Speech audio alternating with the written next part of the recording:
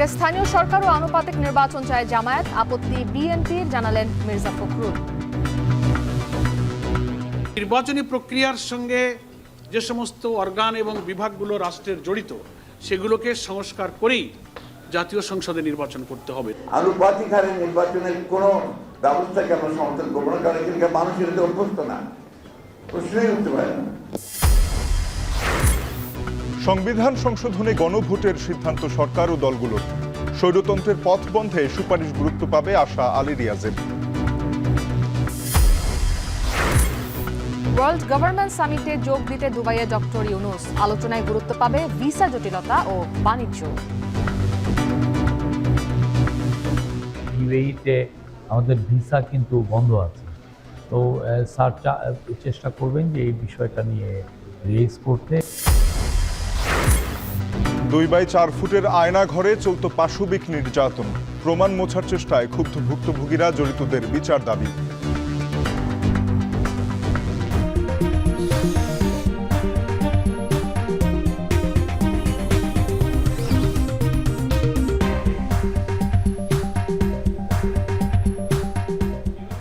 স্বাগত এখন দুপুরে। পুরো আয়োজনে আপনাদের সাথে আছি আমি ইসরাত মুক্তি এবং আমি তানজিম শাফিন। সংস্কার ছাড়া নির্বাচন চায় না বাংলাদেশ জামায়াতে ইসলামী। পাশাপাশি জাতীয় নির্বাচনের আগেই স্থানীয় সরকার নির্বাচনকে সমর্থনের কথা জানিয়েছে দলটি। দীর্ঘ এক যুগ পর নির্বাচন কমিশনের সঙ্গে বৈঠক শেষে দলটির সেক্রেটারি জেনারেল বলেন, রাজনৈতিক দলের নিবন্ধন আইন বাতিল করতে হবে। জাতিসংঘের মানবাধিকার কমিশনের প্রতিবেদনে জামায়াতকে জড়িয়ে যেই তথ্য দেওয়া হচ্ছে সেটিকে মিথ্যা বলে মন্তব্য করেছেন জামায়াতের সেক্রেটারি জেনারেল। আরও জানাবেন বেলায়েত হোসাইন। সবশেষ 2008 সালের নবম জাতীয় সংসদ নির্বাচনে দলীয় প্রতীক দাঁড়িপাল্লা নিয়ে ভোটে অংশগ্রহণ করেছিল বাংলাদেশ জামায়াতে ইসলামী। এরপর আওয়ামী লীগ সরকার ক্ষমতায় এসে দলটির নিবন্ধন বাতিল করে দিলে নির্বাচন কমিশনের সঙ্গে জামায়াতের যোগাযোগ একেবারে বিচ্ছিন্ন ছিল। সেই হিসেবে এক যুগ পর নির্বাচন কমিশন সচিবালয়ে দলটি। বৃহস্পতিবার সকালে দলের সেক্রেটারি জেনারেল অধ্যাপক মিয়া গোলাম পারোয়ারের নেতৃত্বে নির্বাচন কমিশনে প্রবেশ করে জামায়াতের 6 সদস্যের প্রতিনিধি দল। শুরু হয় বৈঠক। প্রধান নির্বাচন কমিশনারের নেতৃত্বে অন্য 4 নির্বাচন কমিশনার বৈঠকে অংশ নেন। প্রায় 2 ঘন্টার বৈঠক শেষে সাংবাদিকদের মুখোমুখি হন মিয়া গোলাম পারোয়ার। বলেন, সংস্কার ছাড়া কোনো নির্বাচন নয়। অন্তর্বর্তীকালীন সরকারের এটা দায়িত্ব নির্বাচনকে নিরপেক্ষ করার প্রয়োজনে যে সংস্কারটুকু ন্যূনতম প্রয়োজন, তার জন্য যতটুকু সময় যৌক্তিক প্রয়োজন হবে জামায়াত ইসলামী সে সময় দিতে প্রস্তুত। তিনি বলেন, সংসদ নির্বাচনের আগে স্থানীয় সরকার নির্বাচনের পক্ষে সমর্থন আছে জামায়াতের। এ সময় আনুপাতিক পদ্ধতিতে সংসদ নির্বাচনের প্রস্তাবের কথাও জানান তিনি। আকাঙ্ক্ষাই হচ্ছে স্থানীয় সরকার নির্বাচনটা আগে হোক। আমরা জনগণের এই আকাঙ্ক্ষার সাথে সমর্থন এবং সম্মান ব্যক্ত করেছি। আনুপাতিক প্রতিনিধিত্ব হারে যে নির্বাচনের ব্যবস্থা আধুনিক গণতান্ত্রিক বিশ্বে উপযোগী, এটা আমরা প্রপোজ করেছি। জাতিসংঘের মানবাধিকার কমিশনের সঙ্গে কেন কথা বলেননি জামায়াত নেতারা? প্রশ্নের জবাবে সেক্রেটারি জেনারেল বলেন, জাতিসংঘের মানবাধিকার কমিশনে জামায়াত নিয়ে মিথ্যা তথ্য দেওয়া হয়েছে। জাতিসংঘ হিউম্যান রাইটস কমিশনের সঙ্গে ফ্যাক্ট ফাইন্ডিং যত তথ্য, যত ইনফরমেশন, যত মেল সব আমরা রেসপন্স করেছি। এই তথ্যটা কিভাবে এসেছে আমরা চেক করব, এটা তথ্য আমরা যাচাই করেছি, এটা সঠিক নয়। রাজনৈতিক দল নিবন্ধনের শর্ত সংবিধানের সাথে সাংঘর্ষিক মন্তব্য করে জামায়াতের সেক্রেটারি জেনারেল বলেন, এটা বাতিল করতে হবে। রাজনৈতিক দলগুলো 8 সালের পর থেকে রেজিস্ট্রেশনের সিস্টেম চালু হয়েছে। এত কঠিন শর্ত পূরণ করে রাজনীতি করার অধিকার কিন্তু খর্ব করা হচ্ছে। এই জন্য আমরা এটা বলেছি যে এই আইনটা বাংলাদেশের সংবিধানের সাথে সাংঘর্ষিক, এটা বাতিল করা উচিত। রাজনীতি এবং দল করার অধিকার সকলের আছে। আরপিওতে নির্বাচন কমিশনের যে ক্ষমতা খর্ব করেছে বিগত সরকার, সেটাও পুনর্বহালের দাবি জানিয়েছে জামায়াত ইসলামী। বেলায়েত হোসাইন, এখন, ঢাকা। এদিকে জাতীয় নির্বাচনের আগে স্থানীয় সরকার নির্বাচন চায় না বিএনপি। পাশাপাশি আনুপাতিক হারে নির্বাচন ব্যবস্থার পক্ষেও নয় দলটি। সকালে গুলশানে বিএনপি চেয়ারপারসনের কার্যালয়ে সংবাদ সম্মেলনে কথা বলেন দলের মহাসচিব মির্জা ফখরুল ইসলাম আলমগীর। বিএনপি মহাসচিব আরও বলেন, জনগণই সিদ্ধান্ত নেবে দেশে কোন রাজনৈতিক দল নির্বাচন করতে পারবে বা নিষিদ্ধ হবে। আরও জানাবেন বায়াজিদ সাদ। বৃহস্পতিবার সকালে গুলশানে বিএনপি চেয়ারপারসনের কার্যালয়ে দলের মহাসচিবের সাথে সৌজন্য সাক্ষাৎ করেন ঢাকায় নিযুক্ত ভারপ্রাপ্ত ব্রিটিশ হাইকমিশনার জেমস গোল্ডম্যান। ছিলেন বিএনপির কেন্দ্রীয় নির্বাহী কমিটির সাংগঠনিক সম্পাদক শামা ওবায়েদ। সাক্ষাৎ শেষে সাংবাদিকদের সাথে কথা বলেন বিএনপি মহাসচিব। জানান, পরিবর্তিত প্রেক্ষাপটে দেশের রাজনৈতিক অবস্থা, অন্তর্বর্তীকালীন সরকারের পদক্ষেপ, নির্বাচন সহ গুরুত্বপূর্ণ নানা বিষয়ে আলোচনার কথা। প্রত্যেকটা দেশেরই আপনার পারস্পরিকভাবে তাদের সম্পর্কের নির্ভর করে সেই দেশের ইন্টারনাল যে রাজনৈতিক যে অবস্থা সেই কথা নির্ভর করে। তো সেই সূত্রেই আপনারা ওনারা এসেছেন, আজকে আমাদের সঙ্গে আলোচনা করেছেন বর্তমানে বাংলাদেশের রাজনৈতিক অবস্থা, আপনার বর্তমান সরকার যে পদক্ষেপগুলো নিচ্ছে সেই পদক্ষেপগুলো সম্পর্কে। বিএনপি আনুপাতিক হারে নির্বাচন ব্যবস্থার পক্ষে নয় মন্তব্য করে তিনি বলেন, কোনোভাবেই জাতীয় নির্বাচনের আগে স্থানীয় সরকার নির্বাচন চায় না তারা।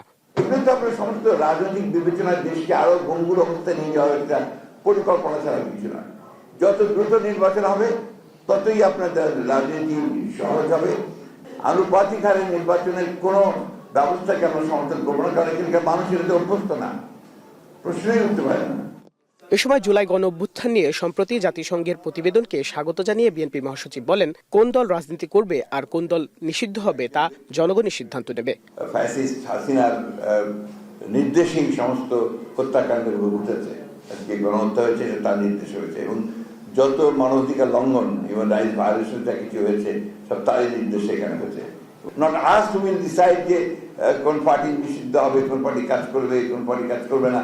People will decide. এছাড়া ঢাকাস্থ ব্রিটিশ হাইকমিশনার লন্ডনে বিএনপির ভারপ্রাপ্ত চেয়ারম্যান তারেক রহমানের সাথে বৈঠক করবেন বলেও জানান মির্জা ফখরুল। বিভিন্ন কথা বার করার চেষ্টা করছে। বাইজিদ সাদ, এখন, ঢাকা। অন্তর্বর্তী সরকারের আমলে গণভোটের মাধ্যমে সংবিধান সংশোধন করা হবে কিনা তা সরকার ও রাজনৈতিক দলগুলো ঠিক করবে বলে মনে করেন সংস্কার কমিশনের প্রধান অধ্যাপক ডক্টর আলী রিয়াজ। জাতীয় সংসদের এলডি হলে প্রায় এক মাস পর সংস্কার প্রস্তাব নিয়ে ব্রিফিংয়ে প্রশ্নের উত্তরে তিনি এসব কথা বলেন। সাংবিধানিক স্বৈরতন্ত্র প্রতিষ্ঠার পথ বন্ধ করতে তাদের দেয়া প্রস্তাবগুলো সরকার ও রাজনৈতিক দলগুলোর কাছে গুরুত্ব পাবে বলে আশা প্রকাশ করেন আলী রিয়াজ। বিস্তারিত জানাচ্ছেন আজহার লিমন। সংবিধান সংস্কার সহ বিভিন্ন কমিশন অন্তর্বর্তী সরকারের কাছে সুপারিশ সহ প্রতিবেদন জমা দেওয়ার পর তা নিয়ে পক্ষে বিপক্ষে আলোচনা হয়েছে অনেক। সরকারের পক্ষ থেকেও বলা হয়েছে, এসব প্রস্তাবের কতটুকু চূড়ান্ত হবে তা ঠিক হবে রাজনৈতিক দলসহ পক্ষগুলোর সঙ্গে জাতীয় ঐক্যমত্য কমিশনের সিদ্ধান্তের মাধ্যমে। কিন্তু যখন রাজনীতির মাঠে সংস্কার নির্বাচন নিয়ে অনেক তর্ক বিতর্ক প্রধান শক্তিগুলোর মধ্যে, তখন সংস্কার কমিশনের ব্রিফিংয়ে জানতে চাই, এই সংস্কার প্রস্তাবের ভবিষ্যতে কি তত্ত্বাবধায়ক কিংবা তারও আগে 90-এর সংস্কার প্রস্তাবের মতোই হবে? বাংলাদেশের রাজনীতির ইতিহাসে কি এই ঘটনা আছে যে 1400 মানুষ প্রাণ দিয়েছেন 2-2.5 সপ্তাহের মধ্যে? বাংলাদেশের ইতিহাসে কি এই অবস্থা আছে যে রাষ্ট্র ক্ষমতায় অধিষ্ঠিত, সর্বোচ্চ ক্ষমতায় অধিষ্ঠিত একজন শাসক সমস্ত রকম আন্তর্জাতিক আইন ভঙ্গ করে মানবাধিকার শুধু লঙ্ঘন করেছেন তা না, মানবতার বিরুদ্ধে অপরাধে যুক্ত থেকেছে? এটা আমি বলছি না, আপনি সাংবাদিক, আমরা সকলের সংবাদপত্র পড়ি, জাতিসংঘের রিপোর্ট বলছে সেটা। এরপরেও আমরা কি 90-এর সাথেই তুলনা করব? এই যে 1400 মানুষ এবং 14,000-এর বেশি মানুষ আহত, তাদের আত্মদানকে আমরা কি এই তুলনায় নিয়ে যাব? এখানে প্রশ্ন করা হয়, এই সরকারের আমলেই গণভোট করে সংবিধান সংশোধন সম্ভব কিনা। গণভোটের মাধ্যমে এই সরকার করতে পারবে কিনা এটা আসলে রাজনৈতিক দলগুলোর সাথে আলাপ আলোচনার মধ্যে দিয়ে সিদ্ধান্ত হবে। এই মর্মে একটা কমিশন তৈরি করা হয়েছে অধ্যাপক ইউনূসের নেতৃত্বে। সেই কমিশন আশা করি আলাপ আলোচনা করে পথ তৈরি করবেন কিভাবে হবে।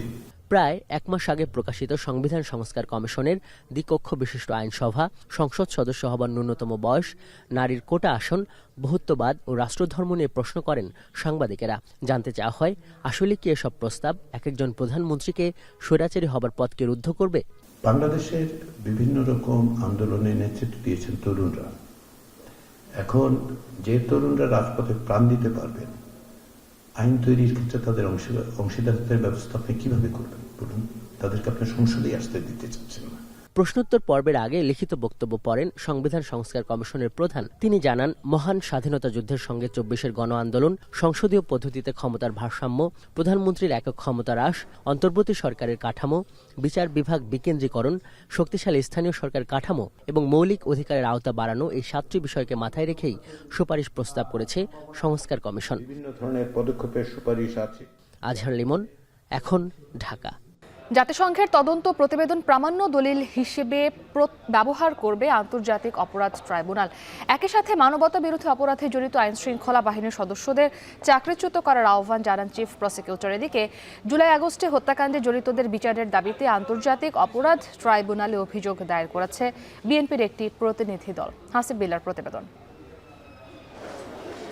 বৃহস্পতিবার সকালে জুলাই গণঅভ্যুত্থানে 848 জন শহীদের তথ্যসহ আন্দোলনের অডিও ভিডিও, পত্রিকার কপি এবং 84টি মামলার এজাহারের তথ্য আন্তর্জাতিক অপরাধ ট্রাইব্যুনালে দাখিল করে বিএনপির একটি প্রতিনিধি দল, যেখানে শেখ হাসিনাকে প্রধান আসামি ও আওয়ামী লীগের বিভিন্ন পর্যায়ের নেতাকর্মী এবং আইনশৃঙ্খলা বাহিনীর সদস্যসহ 5 শতাধিক ব্যক্তিকে আসামি করা হয়। মামলার অনুসন্ধান, তদন্ত ও বিচারিক ব্যবস্থা গ্রহণের অনুরোধ জানিয়ে বিএনপি মহাসচিব স্বাক্ষরিত একটি চিঠি অপরাধ ট্রাইব্যুনালে হস্তান্তর করে প্রতিনিধি দল।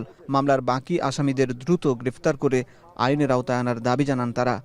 অবৈধ সরকার, ভোটারবিহীন সরকার শেখ হাসিনার নির্দেশে সারা বাংলাদেশে যে তাণ্ডব চালিয়েছিল, নির্যাতন, গুলি করেছিল, হত্যা করেছিল, তারই আমার একটা তালিকা সংগ্রহ করেছি। 848 জনের নামের শহীদদের তালিকা এবং 84টি মামলার এজাহারের কপি সহ এই সম্পূর্ণ আজকে জমা দিলাম। ওনারা রিসিভ করে নিয়েছেন। আমরা এই হত্যার সঠিক বিচার চাই। এদিন দুপুরে জুলাই গণঅভ্যুত্থানে মানবাধিকার লঙ্ঘন নিয়ে জাতিসংঘের ফ্যাক্ট ফাইন্ডিংস কমিটির প্রতিবেদন এবং প্রধান উপদেষ্টার আয়নাঘর পরিদর্শন নিয়ে ব্রিফ করেন আন্তর্জাতিক অপরাধ ট্রাইব্যুনালের চিফ প্রসিকিউটর। তিনি বলেন, জাতিসংঘের তদন্ত প্রতিবেদনের সাথে আন্তর্জাতিক অপরাধ ট্রাইব্যুনালের তদন্ত ও কার্যবিধির সাদৃশ্য রয়েছে। জাতিসংঘের সুপারিশ অনুযায়ী গণহত্যায় জড়িত রাষ্ট্রীয় বাহিনীর সদস্যদের চাকরিচ্যুত করার পরামর্শকে সমর্থন জানান তিনি। কোনো ব্যক্তি আইনের ঊর্ধ্বে হতে পারে না। জাতিসংঘ খুব ক্লিয়ারলি বলেছেন যে এই সমস্ত যারা ক্ষমতাসীন বিভিন্ন পদে অধিষ্ঠিত থেকে অপরাধ করেছেন তাদেরকে যাতে সাসপেন্ড করা হয়, আমরা এটার সাথে একমত। আমরা মনে করি যাদের বিরুদ্ধে সম্ভাব্য যারা অপরাধী, যাদের বিরুদ্ধে আমরা তথ্য প্রমাণাদি পাচ্ছি, যাদের বিরুদ্ধে ওয়ারেন্ট ইস্যু হচ্ছে এবং ওয়ারেন্ট ইস্যু ছাড়াও যাদের ব্যাপারে প্রাথমিক তথ্য প্রমাণ পাওয়া যাচ্ছে, আমি সরকারের কাছে অনুরোধ করব জাতিসংঘের এই তথ্য অনুযায়ী সেই ব্যাপারে যাতে সরকার পদক্ষেপ গ্রহণ করেন। এ সময় চিফ প্রসিকিউটর বলেন, পৈশাচিক পদ্ধতিতে কত নির্মমভাবে নির্যাতন করা যায় তার দৃষ্টান্ত আয়নাঘর। জড়িতদের বিচারে সর্বোচ্চ চেষ্টা করার অঙ্গীকার করেন তিনি। আইসিসিতে যাবার প্রয়োজন নেই। জাতিসংঘ যখন তদন্ত করে আপনাকে স্বীকৃতি দিচ্ছে যে এখানে এটা হয়েছে, তা আইসিসিতে আবার যাবার প্রয়োজন তো নাই স্বীকৃতির জন্য। আন্তর্জাতিক স্বীকৃতি তো অলরেডি জাতিসংঘ দিয়েছে। জাতিসংঘের এই স্বীকৃতির পরে আর কোনো বড় ধরনের স্বীকৃতির প্রয়োজন নেই। আমাদের রাষ্ট্র এই বিচার করতে শুধু সক্ষমই না, তারা এই ব্যাপারে চরমভাবে উদ্গ্রীব। সুতরাং আমাদের আইসিসিতে যাবার প্রয়োজন নেই। জুলাই হত্যাকাণ্ডের বিচারের জন্য আইসিসিতে যাওয়ার প্রয়োজন নেই বলেও মনে করেন আন্তর্জাতিক অপরাধ ট্রাইব্যুনালের চিফ প্রসিকিউটর। জাতিসংঘের এই স্বীকৃতির পরে আর কোনো বড় ধরনের স্বীকৃতির প্রয়োজন নেই। হাসিব বিল্লাহ, এখন, ঢাকা। কবরের চেয়েও সরু 2x4 ফুটের আয়নাঘর। বিভীষিকাময় এই কক্ষগুলোতে পাশবিক নির্যাতন চলত গুম করে রাখা মানুষদের উপর। পাশাপাশি কক্ষেই ছিলেন পরিচিত জন, কিন্তু জানতেন না কেউ।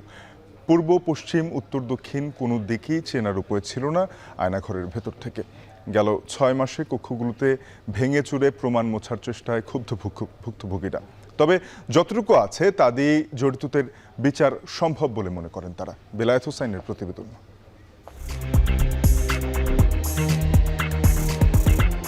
ঘুটঘুটে অন্ধকার, পুরো ভূতড়ে এক পরিবেশ, যেন কবরের আরেক রূপ, যেখানে দিনের পর দিন আটকে রাখা হতো নিরীহ নিরপরাধ মানুষকে, করা হতো নির্মম পাশবিক নির্যাতন। এটি রাজধানীর উত্তরায় অবস্থিত র‍্যাব 1-এর অধীনস্থ একটি আয়নাঘরের দৃশ্য, যেখানে গুম করে রাখা হয়েছিল জামায়াত নেতা মীর কাশেম আলীর ছেলে ব্যারিস্টার আরমানকে।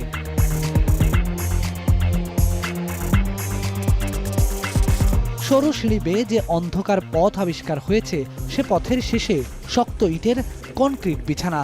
এটিও র‍্যাব 1-এর উত্তরার আরেকটি দৃশ্য। সূত্র বলছে, আয়নাঘরের প্রতিটি কক্ষের আয়তন 4 ফিট লম্বা, 2 ফিট চওড়া, কোনোটি তার চেয়েও ছোট। অর্থাৎ মানুষের বাসাবাড়িতে যে স্বাভাবিক খাট বা বিছানা থাকে, তার থেকেও সরু আয়নাঘরের কক্ষগুলো। ওদিকে ওই সেলটার মধ্যে আলো ঢোকার কোনো রাস্তা ছিল না। ওই কক্ষটা একদম মাঝখানে ছিল বিল্ডিংয়ের। প্রথম মাসখানেক আমি তাদেরকে বারবার করে জিজ্ঞেস করি যে পশ্চিম দিকটা কোন দিকে আমি নামাজ পড়বো। কোনো জবাব টবাব কিছু পেতাম না। এবার দেখা যাক আরেকটি টর্চার সেলের চিত্র, যেখানে লাগানো কিছু অ্যাডজাস্ট ফ্যান। বন্দিশালার এই কক্ষগুলোও কবরের মতো ছোট।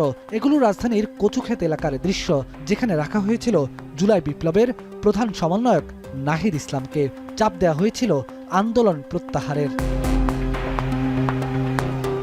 এই আয়নাঘরটিও কচুক্ষেত এলাকায় অবস্থিত। এখানে 4 দিন আটকে রাখা হয়েছিল উপদেষ্টা আসিফ মাহমুদ সজীব ভুঁইয়াকে। তার ভাষ্যমতে কক্ষটিকে এখন ভেঙে বড় করা হয়েছে। কচুক্ষেত এলাকার আয়নাঘরে গুম করে রাখা হয়েছিল জামায়াত নেতা গোলাম আজমের ছেলে অবসরপ্রাপ্ত ব্রিগেডিয়ার জেনারেল আমান আজমিকে। পাশের কক্ষেই ছিলেন বিএনপি নেতা সালাউদ্দিন কাদের চৌধুরীর ছেলে হুম্মাম কাদের চৌধুরী। পাশাপাশি ছিলেন, কিন্তু জানতেন না দুজনের কেউ। কখনোই জানতাম না। আমি ওনার গলার আওয়াজ শুনতাম, একজন ভদ্রলোকের গলার আওয়াজ শুনতাম যে উনি নামাজ পড়ছে, উনি কোরআন শরীফ পড়ছে। সবকিছু ছাপিয়ে এখন সবচেয়ে বড় প্রশ্ন, আয়নাঘরের এই কক্ষগুলো কেন ভেঙে ফেলা হলো, কিংবা কখন ভাঙা হলো? কেনই বা নতুন করে সাজানোর চেষ্টা করা হলো? আপনি যদি সুযোগ দেন, এখানে তো অনেক মানুষ চেষ্টা করবে যে এভিডেন্স কিছু আমরা সরিয়ে ফেলি, ডিস্ট্রয় করে ফেলি। আমরা সবাই জানি যে একটা বিল্ডিংকে ডিমলিশ করতে বেশি সময় লাগে না, এক রাতের মধ্যে ওটা হয়ে যায়, যেটা আমরা দেখেছি। এই বিল্ডিংটাকেও কিন্তু রাতারাতি ধ্বংস করে দেওয়া যেত, ধ্বংস করা হয়নি। তার মানে কেউ না কেউ বাধা দিয়েছে যে এই জিনিসটাকে প্রিজার্ভ করা হোক। যতটুকু এভিডেন্স আছে ওটা অনেক যথেষ্ট আছে কনভিকশনের জন্য। কতটা ভয়ঙ্কর এইসব আয়নাঘরের চিত্র তা কেবল উপলব্ধি করেছে তারা, যারা দিনের পর দিন বন্দী থেকেছে আয়নাঘরের সরু অন্ধকার কক্ষগুলোতে। তাই তো বিচারের দাবিতে অনড় অবস্থানে বন্দিশালার নির্মম নির্যাতনের শিকার সেই মানুষগুলো। বেলায়েত হোসাইন, এখন, ঢাকা। ওয়ার্ল্ড গভর্নমেন্ট সামিটে অংশ নিতে রাতে দুবাইয়ে পৌঁছেছেন প্রধান উপদেষ্টা ডক্টর মোহাম্মদ ইউনূস। 2 দিনের সফরে আলোচনায় বসবেন বিশ্ব নেতাদের সঙ্গে, তুলে ধরবেন বৈশ্বিক নানা চ্যালেঞ্জ মোকাবিলায় বাংলাদেশের অবস্থান।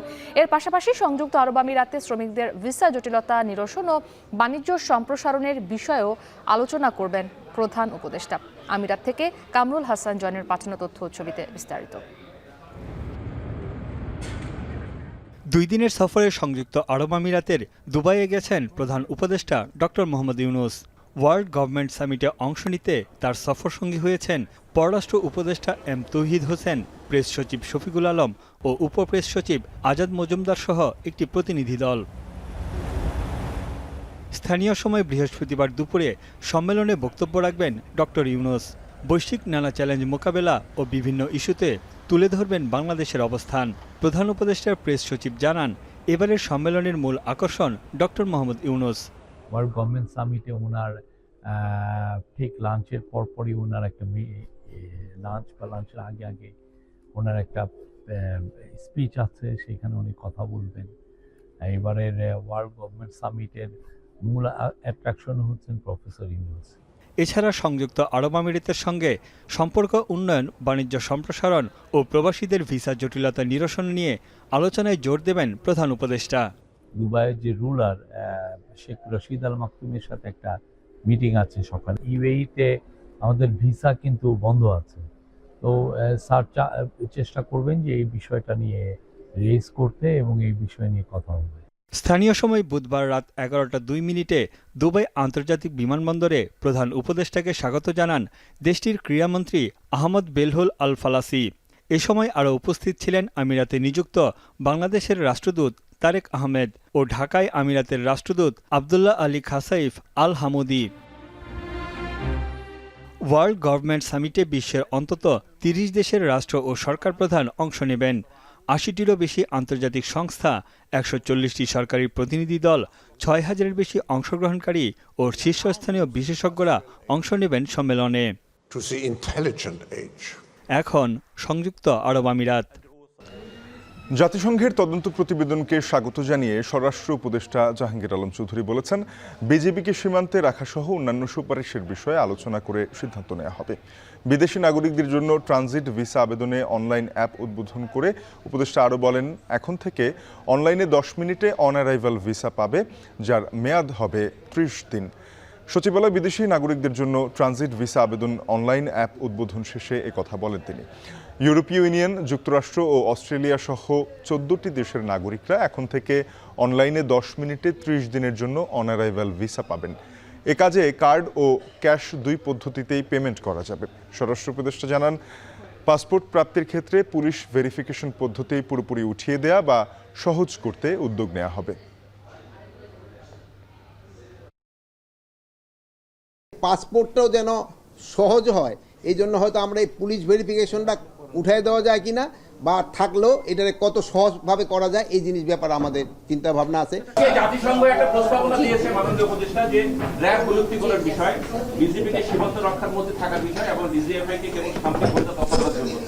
এই ব্যাপারে আপনাদের মানে অবস্থান দেখুন। এটার অবস্থানটা হলো, এটা তো একটা প্রস্তাব তাদের দিছে, আমরা সবাই বসবো, বসার পরে যে আমাদের যে ডিসিশন এটা জানাবো। বাট আমরা তো এই যে তাদের এই ইনকোয়ারিটা আমরা তো সবাই তো স্বাগতম জানিয়েছি। এটা গাজীপুরে নিহত আবুল কাশেমের দ্বিতীয় জানাজা অনুষ্ঠিত হয়েছে। সকাল 11টায় শহরের রাজবাড়ী মাঠে জানাজায় অংশ নেয় বৈষম্য বিরোধী ছাত্র আন্দোলন, বিএনপি, জামায়াত সহ ফ্যাসিবাদ বিরোধী সংগঠনের নেতাকর্মীরা। জানাজায় অংশ নিয়ে বিভিন্ন রাজনৈতিক দলের নেতা ও শিক্ষার্থীরা দ্রুততম সময়ে আইনগত প্রক্রিয়ায় আওয়ামী লীগকে নিষিদ্ধ করার দাবি জানান। বলেন, শেখ হাসিনাকে দেশে এনে বিচার নিশ্চিত করতে হবে। গেল 7 ফেব্রুয়ারি গাজীপুরে আওয়ামী লীগের সাবেক মন্ত্রী মোজাম্মেল হকের বাড়িতে হামলার ঘটনায় আহত 7 জনকে ভর্তি করা হয় ঢাকা মেডিকেল কলেজ হাসপাতালে। সেই হামলায় আহত বৈষম্য বিরোধী আন্দোলনের সদস্য আবুল কাশেম বুধবার দুপুরে ঢাকা মেডিকেলের আইসিইউতে মারা যান। আমাদের দাবি খুবই স্পষ্ট, আওয়ামী লীগকে আইনগতভাবে বিচারিক প্রক্রিয়ায় নিষিদ্ধ করতে হবে। প্রিয় মানুষের জন্য একটি লজ্জার বিষয়। আপনারা সকলে প্রতিরোধ করে তুলুন। পুলিশ আপনাদের সাথে আছে, প্রশাসন আপনাদের সাথে আছে। আগামী রমজান ঘিরে খাদ্যপণ্যের দাম সহনশীল রাখতে কাজ করছে সরকার। কক্সবাজার জেলা প্রশাসক কার্যালয়ের সভায় খাদ্য উপদেষ্টা আলী ইমাম মজুমদার বলেন, দেশে বর্তমানে খাদ্যশস্যের সরকারি মজুদ ও আমদানি ব্যবস্থা স্বাভাবিক রয়েছে। কোনো প্রাকৃতিক দুর্যোগ না হলে চালের সংকট কেটে দাম সহনশীল হবে বলে জানান তিনি।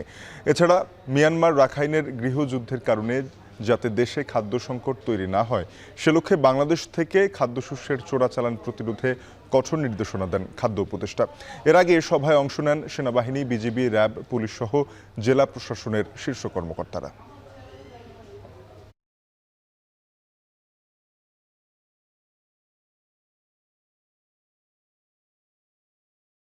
আমাদের দেশে খাদ্যশস্যের বর্তমানে সরকারি মজুদ প্লাস আমদানি ব্যবস্থা স্বাভাবিক এবং খুব যথেষ্ট সন্তোষজনক।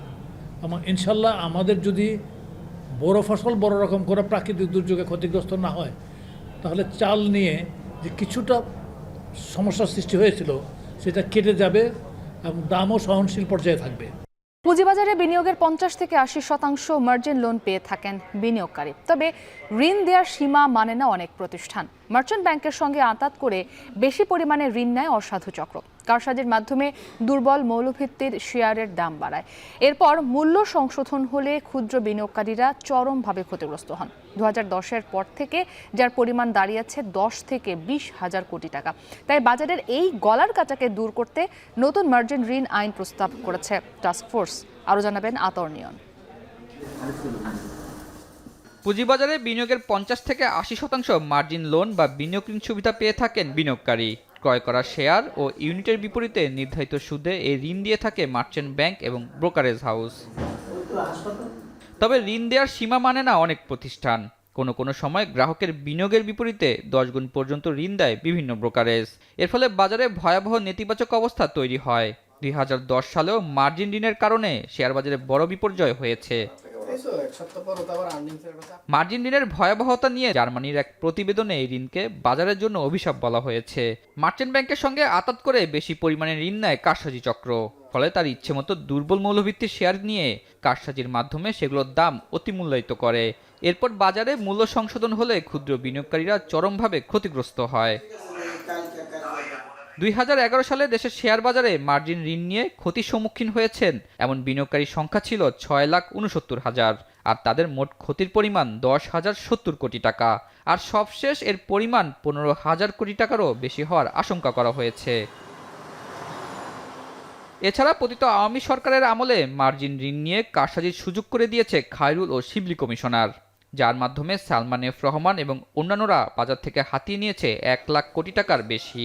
আর পতন হলে ফ্লোর প্রাইজের মাধ্যমে এ ঋণের সুদের চাপে ক্ষতিগ্রস্ত হয়েছেন প্রতিষ্ঠান ও ক্ষুদ্র বিনিয়োগকারী। তাই 5 আগস্ট হাসিনা সরকার পতনের পর পুঁজিবাজার সংস্কারে ইতোমধ্যে মার্জিন ঋণের খসড়া আইন প্রস্তাব টাস্কফোর্স জমা দিয়েছে।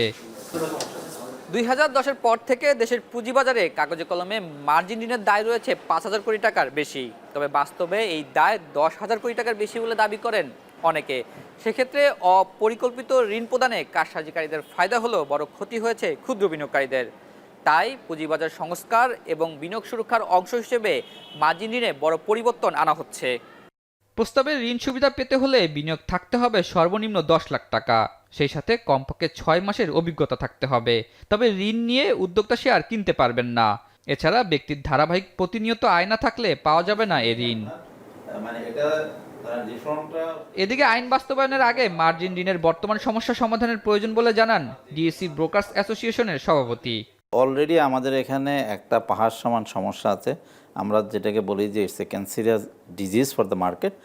কেউ বলে 10,000 কোটি, কেউ বলে 20,000 কোটি কাছাকাছি টাকা আপনার অলরেডি নন পারফর্মিং অ্যাসেটস হিসাবে আছে। কিন্তু ল্যান্ডিং যেটা মার্জিন অ্যাকাউন্টে ডিফল্ট করার কোনো সুযোগ নেই। এখন আপনি অবশ্যই প্যারামিটার দিয়ে দিবেন। আপনি যে কোনো ব্যাংকিং সেক্টরে গেলেও আপনার দেয়ার আর ক্রাইটেরিয়াস যে আপনি whether you are entitle or not আপনি দিবেন। কিন্তু আপনি যদি হাত পা বেঁধে দেন তাহলে ধরেন যেটা হবে যে তখনই আপনার এই মিসইউজ এবং মানে অ্যাবিউজ হয়।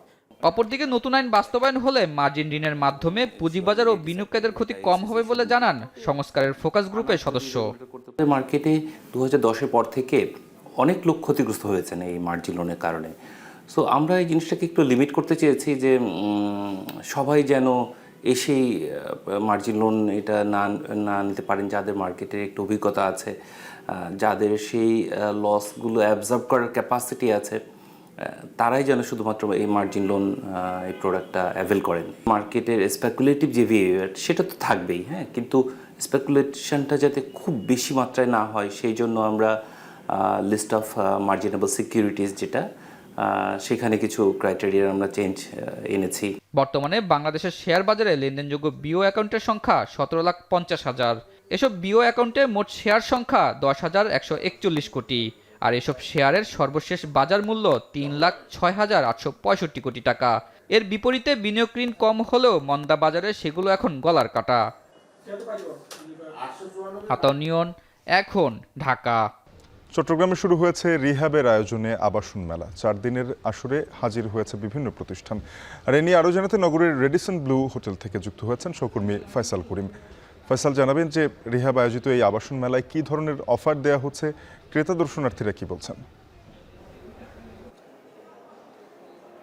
শাফিন, শহর হিসেবে চট্টগ্রাম নগরীর কিন্তু কলাবৌর বাড়ছে, বিস্তৃত হচ্ছে এই নগর, এবং এর সাথে সাথে তাল রেখে কিন্তু মধ্যবিত্ত শ্রেণী সংখ্যাটাও বাড়ছে। এবং আমরা দেখেছি যে মধ্যবিত্তে যারা সারা জীবনের যে এই সঞ্চয় সেগুলো জমিয়ে কিন্তু একটি সুন্দর নীড়ের সন্ধান তারা করেন, একটি মাথা গোজার ঠাঁই চান যেটি হবে আসলে বসবাসযোগ্য। এবং সেই ক্ষেত্রে আসলে দেখা যায় কি তারা অনেক ধরনের নাম সর্বস্ব প্রতিষ্ঠানের খপ্পরে পড়ে নানা ধরনের বিভ্রান্তি এবং নানা ধরনের দুর্ভোগ পোহাতে হয়।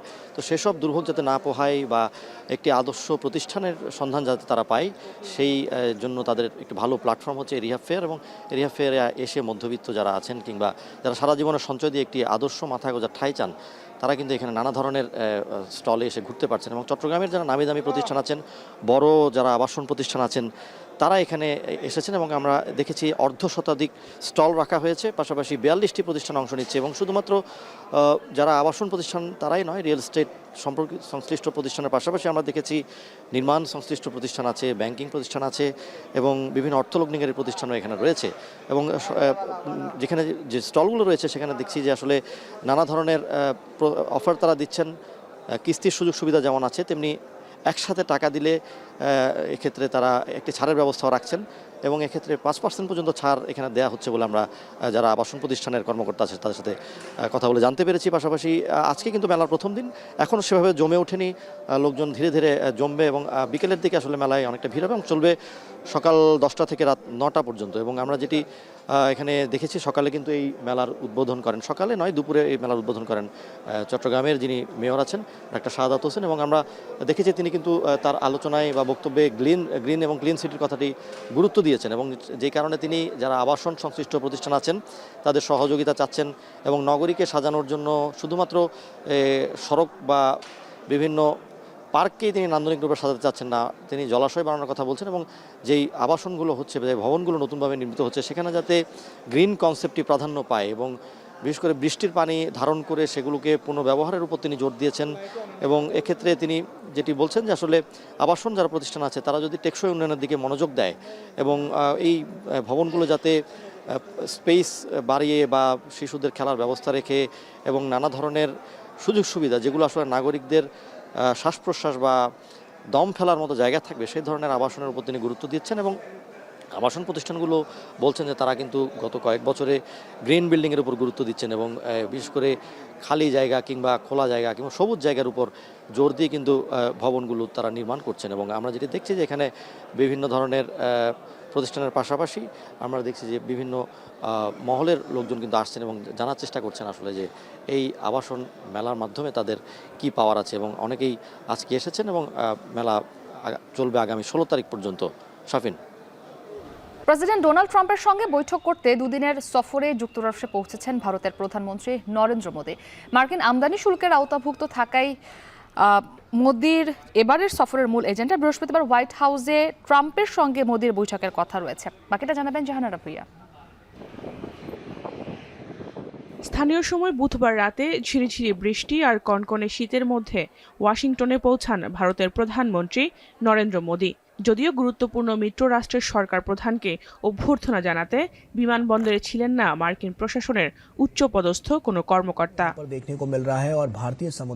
মেরিল্যান্ডের সামরিক ঘাঁটি থেকে ওয়াশিংটনের ঐতিহাসিক সরকারি বাসভবন ব্লেয়ার হাউসের উদ্দেশ্যে রওনা দেন মোদী। সেখানে কয়েকশো ভারতীয় প্রবাসী তাকে অভ্যর্থনা জানান। সে সময় ব্লেয়ার হাউসের সামনে স্লোগানে মুখর করে রাখে মোদীর সমর্থকরা। এরপর যুক্তরাষ্ট্রের জাতীয় গোয়েন্দা সংস্থার প্রধান তুলসী গ্যাবার্ডের সঙ্গে সাক্ষাৎ করেন নরেন্দ্র মোদী। ভারতের নিরাপত্তা জোরদারে মার্কিন প্রতিরক্ষা সরঞ্জাম কেনার আগ্রহ জানান ভারতের প্রধানমন্ত্রী। সেই সঙ্গে জ্বালানি আমদানির বিষয়ে কথা বলেন মোদী।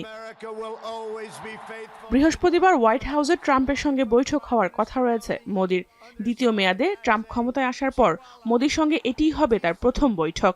2014 সালে ক্ষমতায় আসার পর এ নিয়ে 10 বার যুক্তরাষ্ট্র সফর করেছেন মোদী। মোদীর এবারের যুক্তরাষ্ট্র সফরের মূল এজেন্ডা মার্কিন আমদানি শুল্কের আওতামুক্ত থাকা। ট্রাম্প যে হারে বিভিন্ন দেশের উপর শুল্ক আরোপ শুরু করেছে তাতে আন্তর্জাতিক বাজারে তুমুল অস্থিরতা তৈরির শঙ্কা রয়েছে। আর সেই ঝড় থেকে গা বাঁচাতেই বন্ধু ট্রাম্পের শরণাপন্ন হন মোদী। এছাড়া ভারতীয়দের গণহারে যুক্তরাষ্ট্র থেকে বের করে দেওয়ার বিষয়টিও গুরুত্ব পাবে দুই নেতার বৈঠকে। আলোচনা হতে পারে দক্ষিণ পূর্ব এশিয়ার রাজনীতি সহ বিভিন্ন ইস্যুতে। উঠে আসতে পারে বাংলাদেশের সাম্প্রতিক রাজনৈতিক পট পরিবর্তনের ইস্যুটিও। এর আগে ফ্রান্স সফর করেন নরেন্দ্র মোদী।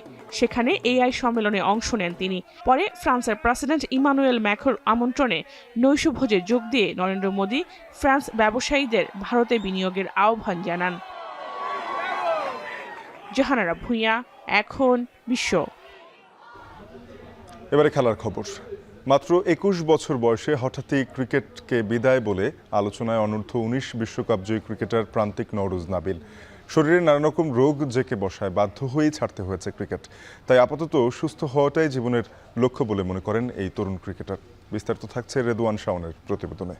আপনারা যেভাবে নিঃশ্বাস নেন, প্রতিটা দিন যেভাবে ঘুম থেকে উঠেন, যেভাবে ঘুমাইতে যান, আমি ওইরকম 4-5টা দিন আগে আমার জন্য চাই যে আমিও একটা নর্মাল মানুষ।